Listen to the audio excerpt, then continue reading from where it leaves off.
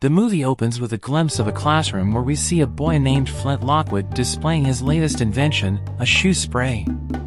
Unfortunately, the shoes he sprayed on his feet won't come off, leading to ridicule from his classmates.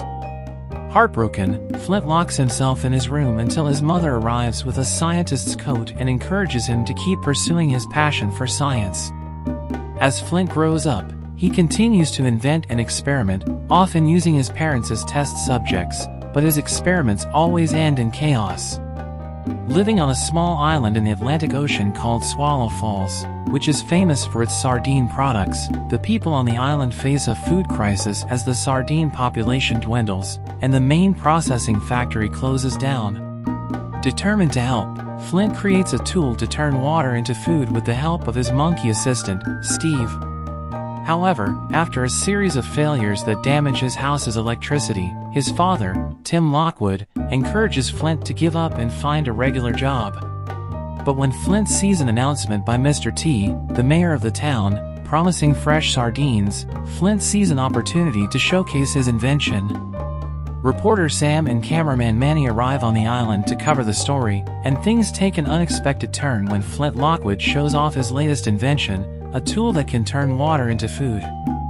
However, the tool fails miserably, wasting the town's only stock of sardines and disappointing everyone, including Mr. Major and Tim, Flint's father. Feeling guilty, Flint and his monkey Steve go to the pier to reflect, where Sam unexpectedly takes an interest in Flint's past invention, the spray shoe. As they talk, something strange falls from the sky. Cheese.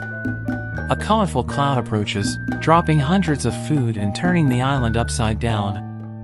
Flint is ecstatic that his tool worked, and Sam broadcasts the phenomenon on television, making Flint an overnight sensation. However, when Mr. Major and the townspeople want another food rain, Flint's father tries to stop him from creating more chaos. Flint tries to persuade his father by saying that he has the support of the townspeople and Mr. Major. As Tim reluctantly grants him access to his lab alongside Sam and Manny, Flint explains how his food-making tool works. And with time, he manages to create a variety of foods, tailored to Swallow Falls' seasonal needs. The town's residents are ecstatic as they no longer face food shortages. But Mr. Mayor sees an opportunity to make money and approaches Flint with a proposal to turn Swallow Falls into a tourist destination.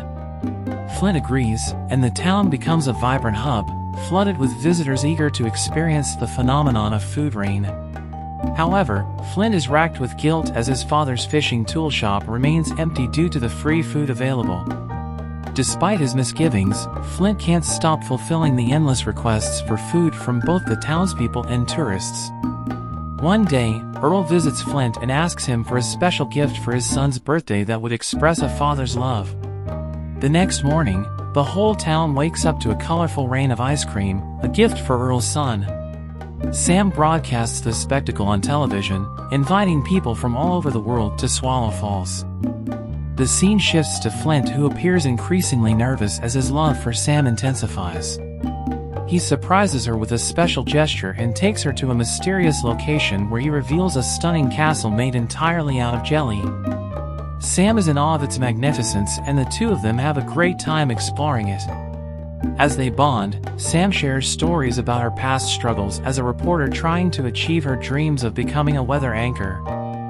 Flint is impressed by her determination and even compliments her appearance, causing Sam to blush and develop feelings for him. Just as they are about to share a romantic moment, Flint receives a call from his father and abruptly leaves.